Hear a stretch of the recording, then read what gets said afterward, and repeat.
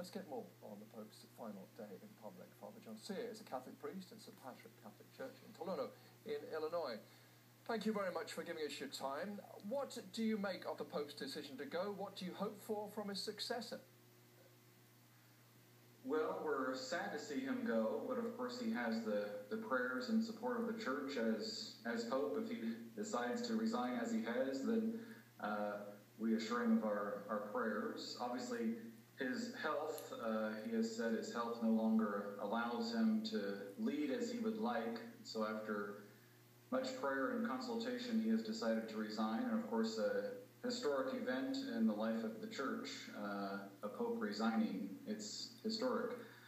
His successor, I believe, will continue on with the great tradition of Pope John Paul II and, of course, Pope Benedict, the continuation of Church doctrine and the continuation of how the Church runs.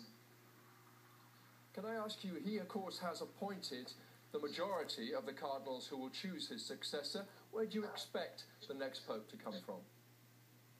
Well, that's, of course, everybody's speculation. We believe, obviously, ultimately, it's the Holy Spirit guiding those cardinals. Now, I haven't studied the history of it closely recently, but of course, many or most, but majority have come from Italy throughout the history of the Church. So I guess most likely we could say it's to be an Italian.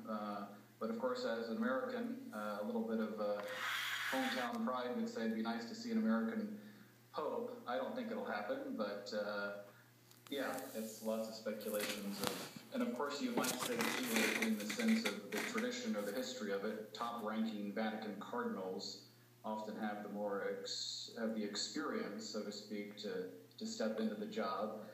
Of course, there's lots of excitement about perhaps a pope from another country, Canada, South America, Africa, the Philippines.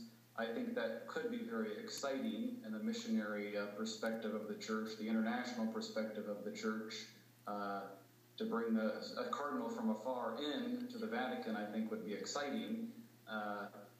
As far as the administrative functional side, inside Italian Vatican, you might say it might run more smoothly with that transition, but either way, it's the Holy Spirit guiding our Church. Father, you know there's much talk of the Church in crisis, yet of course it is growing strongly in Latin America and Africa and in Asia. When he was speaking today, he spoke of choppy waters during his papacy. I was looking at one point at Twitter. Now, this was a disrespectful tweet, but it is the world you've got to deal with. There's a newspaper columnist in this country, and she said, "Oh, Benedict, honey, God wasn't sleeping. God was actually not existing." Now, do you feel that the Church as it is at the moment and the next Pope is really equipped to deal with that kind of opinion, that kind of world? I wasn't sure I followed the quote, to be honest with you, but atheism, kind of atheistic perspective, is that the... Well, just the notion that God and perhaps the Roman Catholic Church, perhaps religion as a whole, is not really relevant to the modern world. How do you deal with people who feel like that? Because there are many of them. Yes, you're right. Growing atheism, growing secularism. And I think you're right. Even John Paul II admitted the Church is struggling to respond, is struggling to grapple with that reality of growing atheism. I think, right, the next Pope will do his best as well to chip away at it. I suppose I'm 38, so you might say a younger priest. I suppose it's younger Catholics, young adults in their 20s, and even teenagers that need to be engaged in their faith to bring our faith to light, to excitement. And of course, we have the great wisdom of cardinals and popes, but their age, we might say, of course, limits them in some sense to truly engage the youth. They try, but I do believe it's our younger priests, younger religious sisters, teenagers that really, the prayer that they would get excited about their faith and engage their friends and family. Father John Cyr, really good to talk to you. Thanks very much.